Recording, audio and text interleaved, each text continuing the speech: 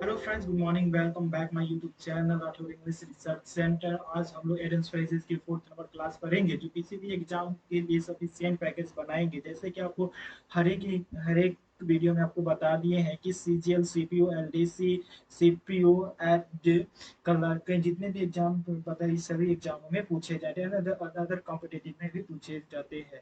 So without waste let we start today lesson.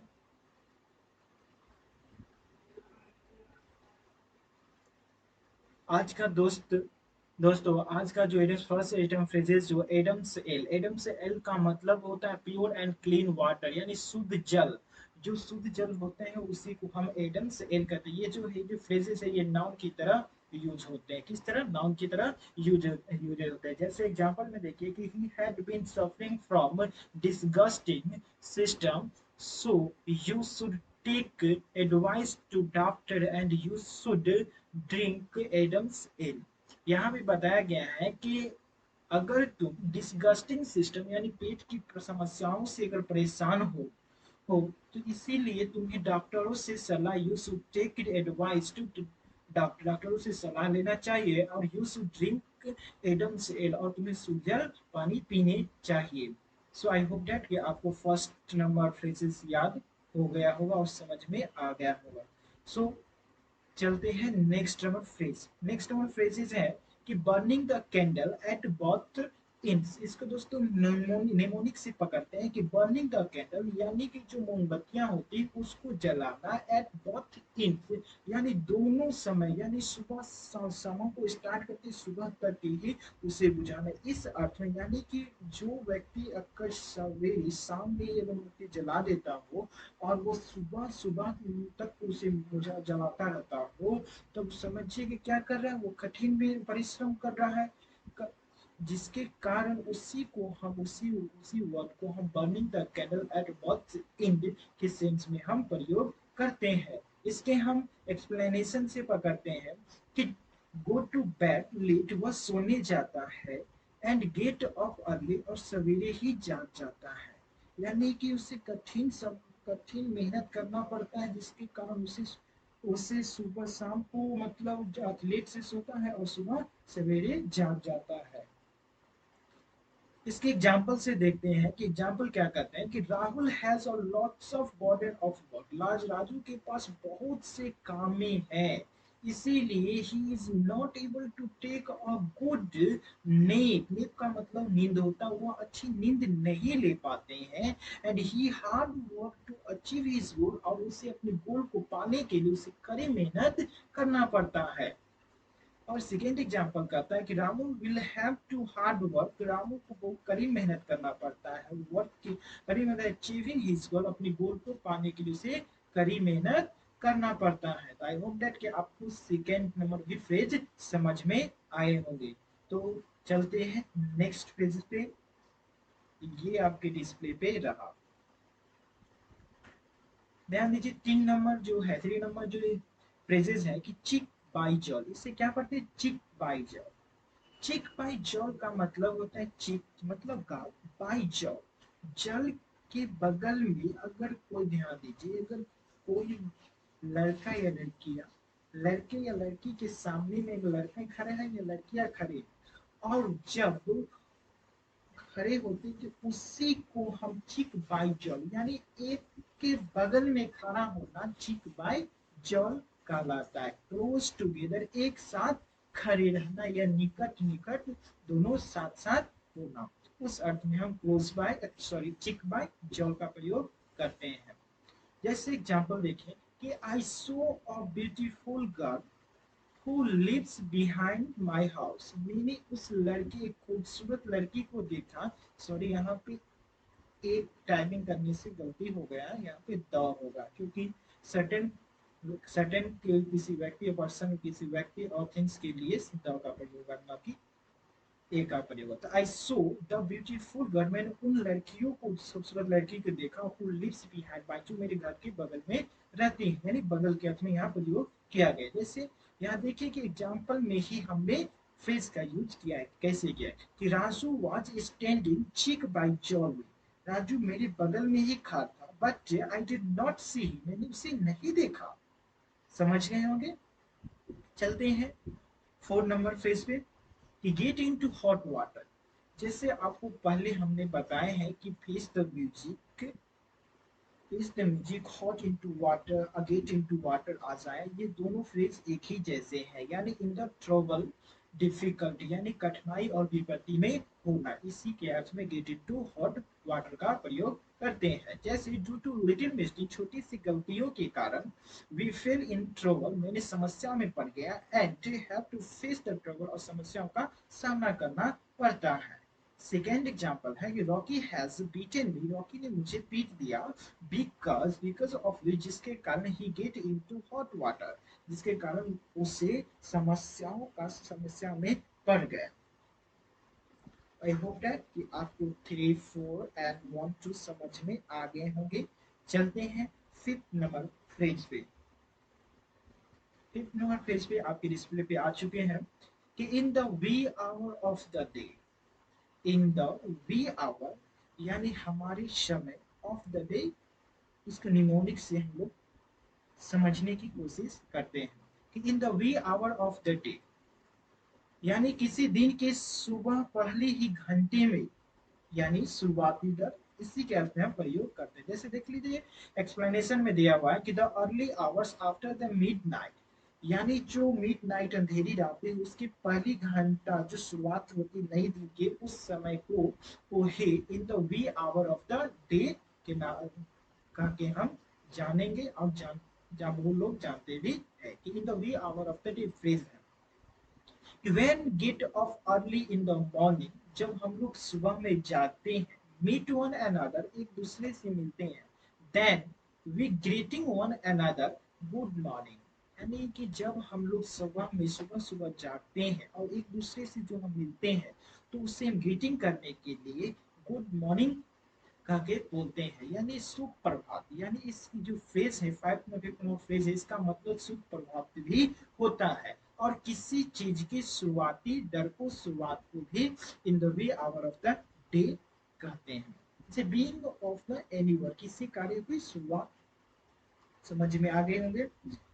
6 number है कि leave no stone unturned, leave no stone unturned, यानी कोई पत्थर नहीं था अनटर्नेड करने के लिए। यानी कि ध्यान दीजिए निमोनिक है इसका कि अगर हमारे पास कोई पत्थर नहीं है अनटर्नेड करने के लिए, यानी कि हमने जितनी भी कोशिशें थी वो सभी कोशिशें हमने कर ली और हमारे पास अब कुछ बचा नहीं।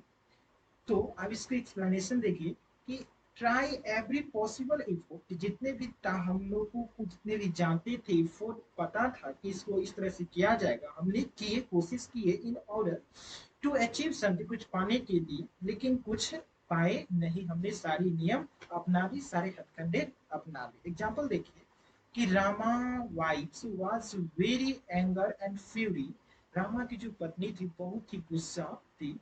एंगर का मतलब ही गुस्सा और फ्यूरी का मतलब ही गुस्सा होता है, ये आपकी बुक में दिया गया हुआ है। एंड ही ट्राइड टू किजल हर, और उसकी वो जो थी रामा थी, वो अपनी पत्नी को मनाने की कोशिश भी किया, लेकिन शी वॉज नॉट किजल, लेकिन वो मानी ही नहीं।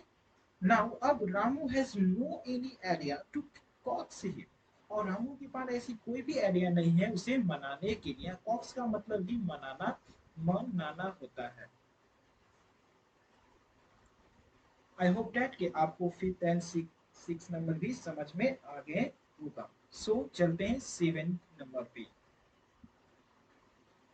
हाँ दोस्तों, ऊपर जो एग्जाम्पल दिया हुआ था उसका भी एक एग्जाम्पल नीचे भी दिया हुआ बच गया है, उसको भी देख लेते हैं। जो लिव नो स्टोन अनटर्नेड, ध्यान दीजिए इसका एग्जाम्पल है कि I have no leave stone. यहाँ हमने फ्रेज का यूज करके हमने देखे हैं कि किस तरह फ्रेज से सेंटेंस में यूज होता है।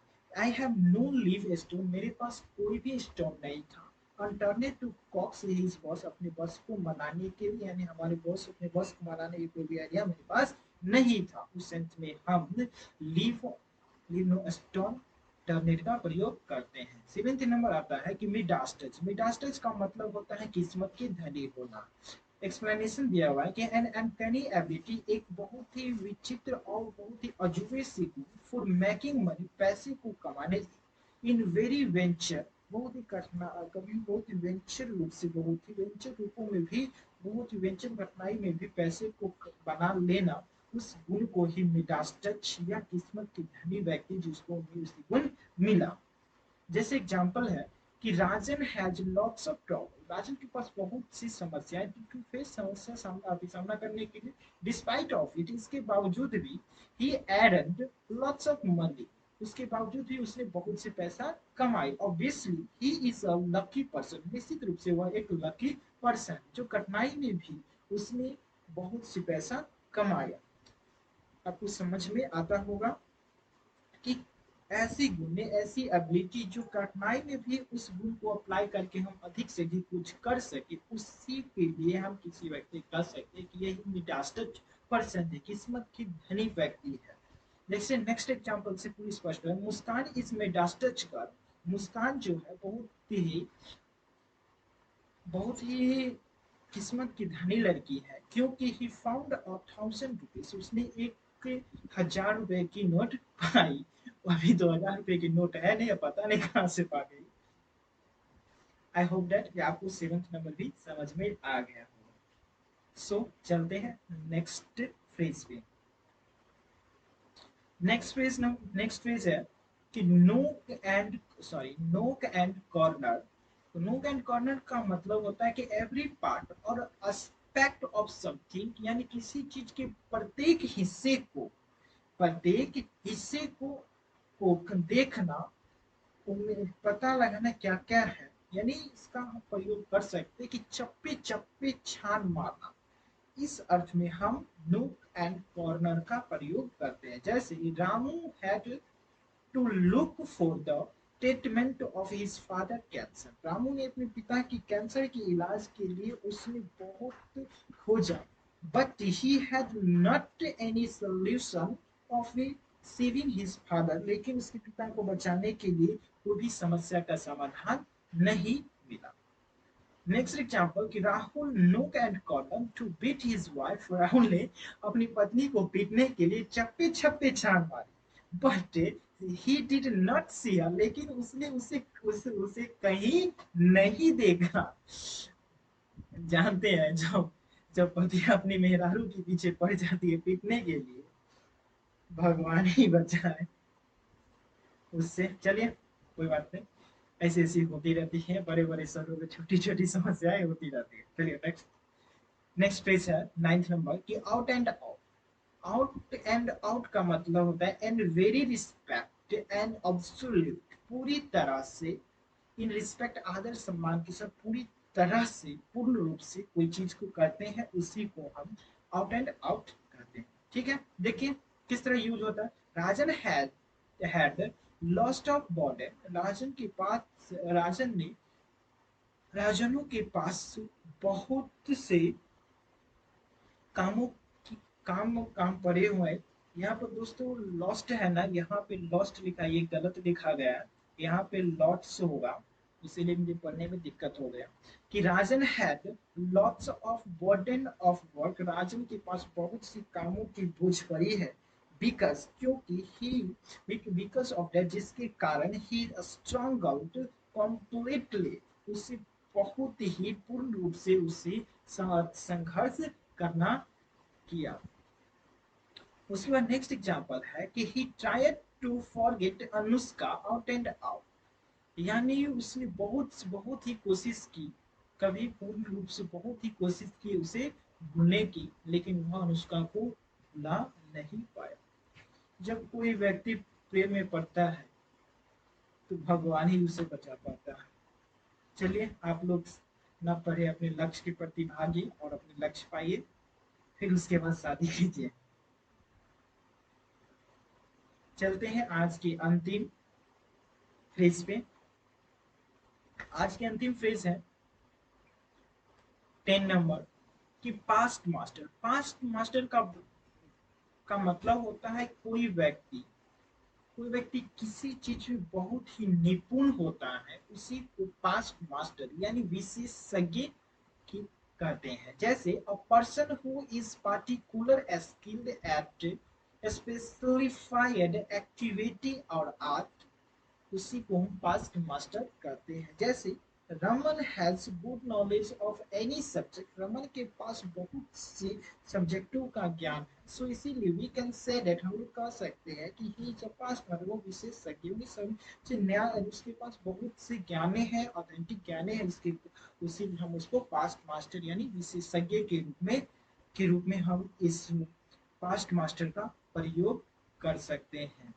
आई होप दैट कि जितने भी शुरू से लेकर आज तक हमने जितने भी ब्रिजेस कराए हैं सभी आपको समझ में आए होंगे।